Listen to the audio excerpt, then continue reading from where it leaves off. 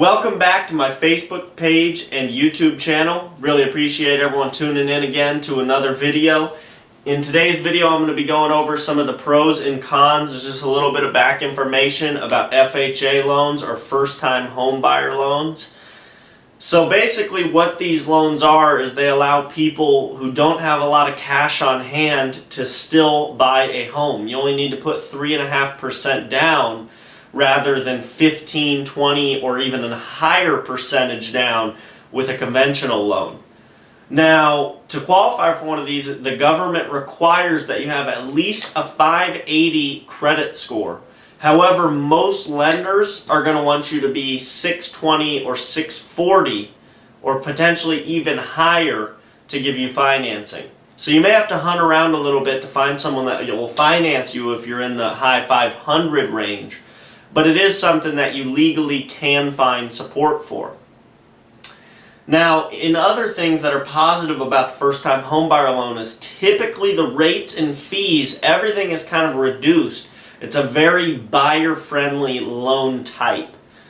Now, most sellers, if it's a competitive market, they'll probably try to shy away from a first-time homebuyer loan and move towards a conventional or a cash or a VA offer because they're a little bit more solid for the seller, whereas the FHA is geared heavily towards the buyer in the transaction. As far as negatives go, the biggest negative with a first-time home buyer loan is that two things really. Number one, you get mortgage insurance, also called PMI, which is pretty expensive. You pay it over the entire duration of the loan, which is usually 30 years. And it can be anywhere from $200 up to, $500 to $600 a month.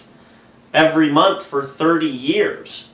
Now, the only way you can get rid of this is if you refinance and get either more money down, either from building equity or having saved up money or whatever it may be, to get up to 20%.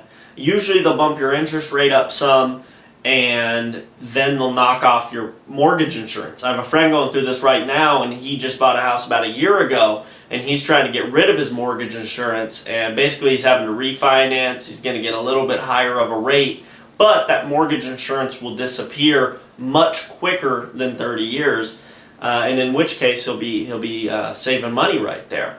However, sometimes in FHA loans, they don't allow you the opportunity to refinance very easily. So you do got to look into that, and something to be cautious of is, am I even going to be able to refinance so that way in the future I can get out of that PMI? So these are just a couple things to think about when considering a first-time home buyer loan. Odds are good if you're looking at an FHA loan, you're basically thinking, do I want to rent or do I want to buy? I personally think it's still a much better decision to buy for a few reasons. Number one, you're building equity, you're building net worth, it's a forced savings, you're piling away money. Rather than renting, you're getting a product, but you're basically just throwing the money out the window every month. You're not getting it back ever. That's just going into someone else's pocket. So another good thing is, say you own a place on an FHA first-time home buyer loan. A couple years from now, you move out and you do a conventional loan on another place. Now you can rent out that place, and now you have a rental income that people are paying you to live in, right? So I personally think it's always better to own because you have a lot of options to make money. Not to mention home costs are on the rise right now, so you can always resell and more than likely make good money there as well. So anyways, guys, brief video. Just wanted to go over some information about FHA, first-time home buyer loans. If you have any questions, please email me, james@judsonrealestate.net.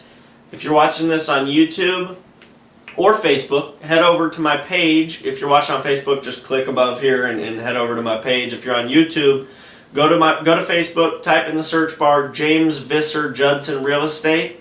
Head over, throw a like on the page. I post listings there, updates there, videos there.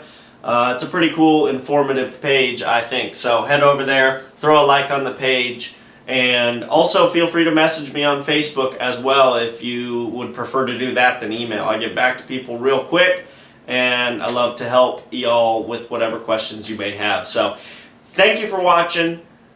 I'll see y'all in the next one.